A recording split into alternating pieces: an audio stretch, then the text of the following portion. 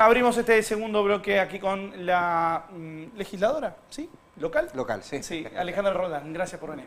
¿Qué tal, Hola, Alejandra? ¿cómo les estás? va? Buenas tardes. Bien, Muchas gracias a ustedes. Ahí nos llegaba la noticia la semana pasada de algunas resoluciones que el gobierno local había festejado de denuncias que le habían salido a favor. A ver, no es que el gobierno haya festejado denuncias que me refiero salieron a a decir favor. que la justicia se expida No, en la dirección en la que ustedes estaban argumentando, me parece que... Sí, no es la dirección que nosotros estábamos argumentando. En todo caso, la justicia desestimó denuncias que habían hecho en contra el cuerpo de concejales del bloque de Carlos Paz Unido y el intendente, denuncias infundadas, sin ningún tipo de sustento que se habían realizado. Hablamos de dos denuncias básicamente. Por la actualización de tasas y por poner y por la publicidad en un medio de Córdoba. Sí, en realidad por violación de la Carta Orgánica. Sí. Por violación de la Carta Orgánica, que esa fue el cuerpo de concejales de Carlos Paz Unido, y también por la utilización de la publicidad, esa fue otra, fue en julio. Una fue en abril del 2024 y la otra fue en julio. Digo, no es festejar, ni tampoco nos da un alivio, porque siempre tuvimos la certeza de que no iba a prosperar, porque eran dos denuncias absolutamente sin ningún tipo de sustento y eran denuncias infundadas, digo, fueron desestimadas por la justicia, pero aparte de ser desestimadas por la justicia, fueron archivadas. ¿Y esto es qué significa que sean archivadas? Que el denunciante no apeló a una instancia superior. Y el denunciante, estamos hablando del espacio político de Juntos por Carlos Paz, liderado por Gisper, por Iosa, por Felpeto, fue justamente el actual legislador Walter Gisper el que realizó las dos denuncias. Entonces, no solo que fueron desestimadas, sino que también fueron archivadas porque el denunciante no apeló. Bien. Lo cual reafirma lo que nosotros siempre dijimos, que es una certeza, no una hipótesis, que era una manipulación partidaria de un hecho, utilizando la justicia que tiene que invertir su tiempo en tratar temas relacionados a la seguridad.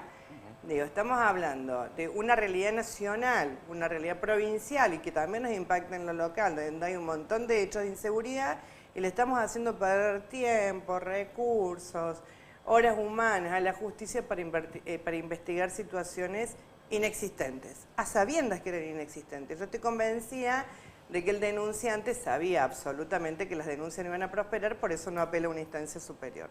Eran cuestiones mediáticas como para una cuestión mediática, tratar una cuestión mediática para tratar de instalarse, pero digo, la utilización de la política, hay límites también. En este momento, hacerle perder tiempo a la justicia con esto... Si miramos el ámbito nacional, parece que no, digamos, o sea, vos decís, hay límites. No, yo, a ver, estoy hablando del ámbito local. Si claro, querés, claro, otro pero digo, hablamos del ámbito nacional, en este contexto nacional parece que no no hubiese límite de nada, ¿no? Sí. Alejandra, y lo otro que te quería consultar, la semana pasada salió un dictamen desfavorable con respecto a la instalación del hospital. ¿Qué se va a hacer con ese nuevo hospital que vino Yayora Carlos Paz y anunció? Mira, en realidad nosotros lo que tuvimos fue un pedido del Ministerio de Salud y un pedido del gobernador para ver qué disponibilidad de terrenos había dentro del ejido Carlos Paz para instalar un hospital. Se le presentó a la provincia, no me acuerdo si es el Ministerio de Infraestructura o el de Salud, se le presentó a la provincia la disponibilidad de terrenos, ellos eligieron ese terreno, eso tuvo un dictamen del CEPOA favorable, por eso tuvo tratamiento legislativo y se aprobó. Sí. Ahora, dentro del CEPOA también había gente que estaba en contra, digo, fue en mayoría el dictamen del CEPOA. Fue en mayoría, pero hubo un dictamen del CEPOA que fue válido y que por eso se trató en el Consejo y tuvo la mayoría suficiente con el procedimiento que corresponde para afectar ese terreno a la construcción de un hospital. Yo quiero entrar en ese pequeño detalle que me parece poco sensato de los concejales que votaron a favor, porque estaba enfrente del basural y a metros de una... tratamiento del predio de tratamiento de líquidos cloacales, digamos, como que no era el contexto ideal para un hospital, me parece. Hay evidencia de yo eso. soy concejal, aparte de presidir el cuerpo, y no me considero poco sensata en esa decisión. Digo, fue el lugar que eligió la provincia, nosotros vimos que había factibilidad, tuvimos un dictamen favorable del CEPOA, y te corrijo, no es basural, es un centro ambiental. Sí. Que se quema. Un centro ambiental que no se quema como el basural. Vos sabés, cuando había un basural a cielo abierto, No sé si te acordás, yo creo Sí. que vos trabajabas en un medio provincial en ese Todavía sigue momento. siendo. Me Claro, paso todos los y días había por ahí, incendios sí. permanentemente, se cortaba el tránsito, había accidentología vial por el humo, hay un montón de cuestiones que no pasan desde que está el centro ambiental. De todas maneras, lo que refiere la provincia por el cambio de locación del hospital tienen que ver con cuestiones de logística y operativas.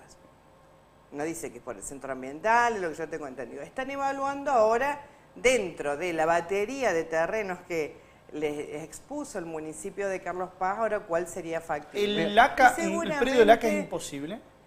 Está en litigio Mira, eso todavía, está, ¿no? eso está en manos, digo, nosotros estamos hablando de los terrenos de los que dispone el Claro. municipio, terrenos que sean municipales, que eso es lo que nos pidió la provincia. Ahora, si la provincia, ¿qué más queremos nosotros que haya un hospital regional? claro. No, no, a eso Sabemos no lo hay que duda. nos pasa con nuestro hospital Gumersindo Sayago, que tiene características de regional, pero se maneja con fondos municipales, Bueno, por la atención que eso, brinda. a eso quería ir, Alejandra. Sí. ¿No es posible instalar un nuevo hospital donde está el actual? Digo, hacer un edificio de 3 pisos, Yo lo con toda la desconozco. infraestructura Yo y demás. Desconozco, yo lo que tengo entendido es que requieren una superficie mucho mayor, más allá de los 2 o 3 pisos Bien. del proyecto original. Ahora, si ellos cambian el proyecto, nosotros, al menos desde Carlos Paz Unidos, estamos abiertos a lo que propongan para que haya un hospital regional en Carlos Paz. Hay un punto que dijiste vos que me interesa hacer foco. El terreno lo eligió la provincia Sí. dentro de un abanico de posibilidades que dio la Sí. municipalidad. Sí, ¿Esto es así? sí. ¿Cuáles son los otros lugares? Desconozco, sabemos que hay pocos, no hay muchos No, lugares en con las Carlos Paz no hay características, lugares. con las No, y características que tenga ellos requieren, accesibilidad que y- tenga accesibilidad, que puedan Sí. ingresar y salir ambulancia, que quede cerca de parada de colectivo, que tenga vías de acceso por si hay derivaciones, otros centros No, de a otra ver, complejidad.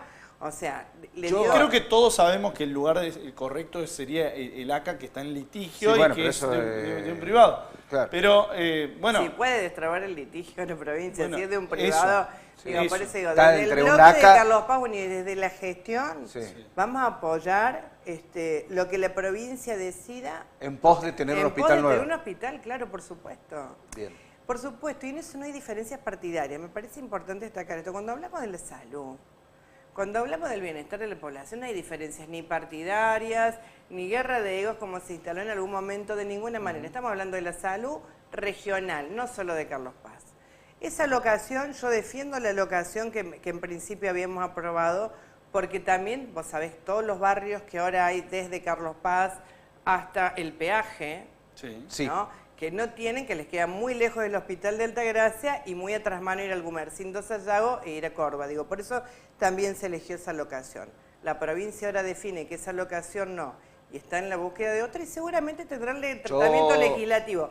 Si el terreno es municipal, que corresponde. No, en ese sentido yo para mí no, por eso te preguntaba bien ese tema, porque para mí el error estuvo en la provincia en elegir un lugar que está equidistante a 20 minutos de 2 hospitales provinciales, que uno es el que está en la circunvalación, ingresando a Córdoba. Sí, sí, en la ruta 20, No, pero perdón. no tiene la complejidad del que iban a instalar Claro. ahora, no, es el que... Y el que FUNE es al parece de que está, el contenedores, FUNE que no. está partido por la mitad, que no lo arreglan nunca y que siguen usando la mitad. Digo, esto no, No, y no que hay tiene ver. mucho menos personal. Y Claro, también bueno, hay mucho menos personal y También, hay menos Ale, yo a lo que voy, si el prestaciones, FUNE funcionara como tiene que funcionar, en Carlos, o sea, y le dieran un apoyo mayor al hospital Gumersindo Sayago, que en esto voy Ojalá. a sostener, claro, pero digo, Ojalá. por eso mi crítica no iba a ser eso, y por eso preguntaba cuál era, porque a veces da la sensación de que el gobierno, con tal de mostrar qué hace sin mirar.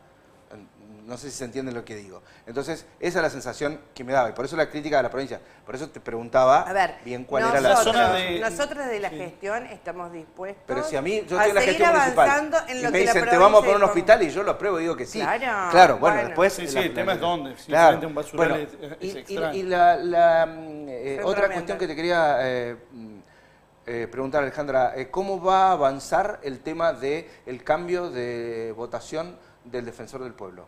Que justo hace un ratito lo acaban de... Hay dos cuestiones. Hace un ratito fue el de- acto de de proclamación proclamar, de sí. autoridades a cargo de la Junta Electoral Municipal que se constituyó a tal efecto, y es un proyecto de enmienda que va a ingresar, que aún no ingresó, que Eso se te está preguntaba, bueno, ¿en discutiendo, qué y estado es está? un proyecto de enmienda, como sabes, las enmiendas de la Carta Orgánica, hay dos mecanismos para modificar la Carta Sí. Orgánica, uno es convocar Una una constituyente. convención constituyente o la enmienda que es hasta 2 artículos. 2 artículos con una mayoría grabada dentro con del una Consejo. mayoría grabada y después un plebiscito. Sí. ¿No? Ese es el mecanismo. Si hoy le decía a la gente que vaya a votar a ver si quiere o no el defensor del pueblo, yo ya te digo qué pasa, ¿no?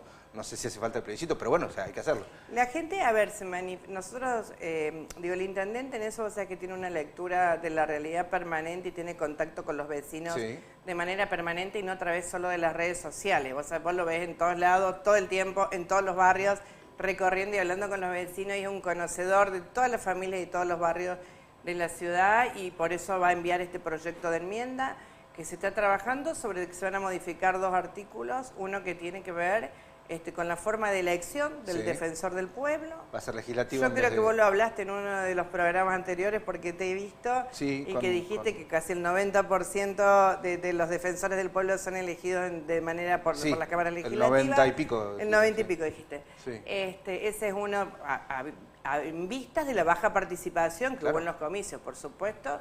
Eso no lo podemos negar, y otro que tiene que ver con la remuneración, que eso también es la escucha activa que se ha hecho a todos los vecinos. ¿No había la opción de sacar la institución? Pero pregunto. Digo, yo creo que cuando se elabora la carta orgánica... Porque no sirve, Ale, porque es obsoleta, te lo digo. Yo creo que no es obsoleta, yo creo que es una institución, y yo sí defiendo la institución Defensoría del Pueblo. No, está bueno que tengas esa postura, claro, digamos. Por supuesto, yo defiendo la institución de la Defensoría del Pueblo, yo defiendo... Digo, lo que es defensa al consumidor y lo que es los procesos de mediaciones, que no lo hace la justicia y no lo hace ninguna otra los servicios están en manos del municipio ahora. Y no lo hace ninguna otra institución. Pero si los servicios están en manos del municipio. Hago la cloaca. Pero perdón, cuando la cooperativa integral estaba funcionando, el defensor del pueblo podía accionar contra otro. Pero ahora que tenemos agua, cloacas, transporte concesionado, pero también por el municipio, digo, es como que subsidiado por el municipio, ¿no? Bueno, está bien, claro. También subsidiado por el municipio. Por eso digo, hoy, digamos, es como que, bueno... Es así como valoro tu opinión y tu postura.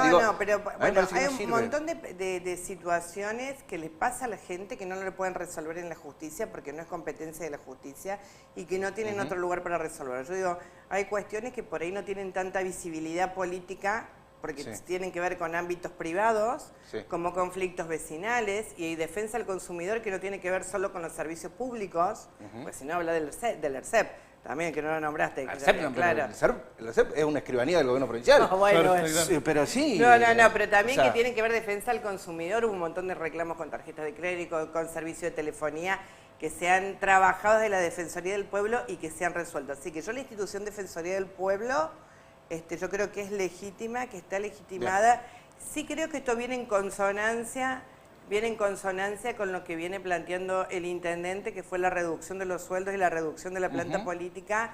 Y bueno, eso nos ha impactado a todos los funcionarios, a los legisladores y también a la Defensoría del Pueblo en este momento. A los privados también nos ha impactado el tema del recorte en todos lados, digo, ¿no? La motosierra general que hay en el país. Me interesa una última y cortita porque no tenemos tiempo. Alejandra, vos sos una dirigente que siempre ha estado muy vinculada con las mujeres en Carlos Paz, con los sectores vulnerables. Por mencionar. Mi profesión, sí. ¿Has notado realmente allí una vulnerabilidad que se ha aumentado en este contexto por la nacional, realidad económica, por la crisis económica? Pero vos decís que hay poco tiempo. Aparte que tenés que ir al... Yo creo que sí. Absolutamente. Yo creo que... Me parece que tiene que ver, y esto es a título personal, como Alejandra Roldán, no como presidenta del Consejo y sobre todo como trabajadora social. Recién estábamos hablando con Rocío de cuándo se iba a tratar en el Senado el tema del veto a la ley de emergencia en discapacidad. Iba a ser, parece que la semana que viene, pero no habría fecha. Digo, un sector muy castigado, no solo las personas con discapacidad, sino también las instituciones que prestan servicio de discapacidad, y yo creo que sí que han sido golpeados.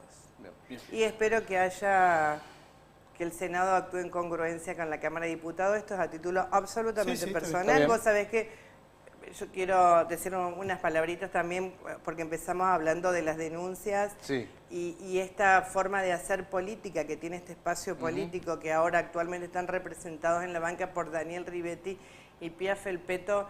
Recientemente se ha visto en un montón de proyectos que no votan, que tienen que ver con el bienestar de la población de Carlos Paz. Y te pongo un solo ejemplo, el Superarte. ¿Cuántos años hace que está el Superarte? Vos me hablas de las familias, ¿no? de la situación que atraviesan las mujeres y los sectores vulnerables. Vos sabés que hay familias que han tenido que retirar a los hijos de la escuela privada y mandarlas a la escuela pública, mucho menos pensar que puedan pagar un viaje de estudio. Hoy un viaje de egresado, no sé qué costo tiene, gracias a Dios mis hijas son más grandes, digo, pero hubo un convenio. Y aparte el tiempo que les ocupa a los chicos en hacer cuestiones creativas en pos de un objetivo y todo el valor que eso tiene además. Hay dos cosas. Hay una cuestión que tiene que ver con la familia y la imposibilidad económica de afrontarlo. Claro. Y otra cuestión que tiene que ver un premio al esfuerzo. No, premiar el esfuerzo de los jóvenes, de los adolescentes, que eso tiene que ver con el superarte. Nosotros hemos aprobado hace una semana, 2 semanas, 35 viajes de egresados totalmente gratuitos y con costo cero para los vecinos porque es un convenio de publicidad con una empresa de viajes y turismo, y este sector que hace denuncias infundadas no lo acompañó.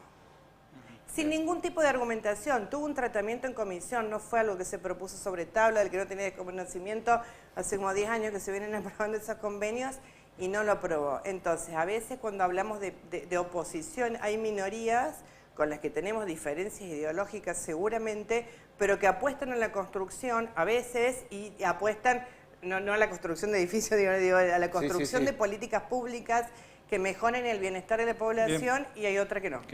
Gracias, Alejandra. Muchas gracias a ustedes. Muchas gracias, como siempre. Bien, Alejandro Ronda, el presidente del Consejo de Representantes. Sandy, nos veremos la semana que viene. Aquí estaremos.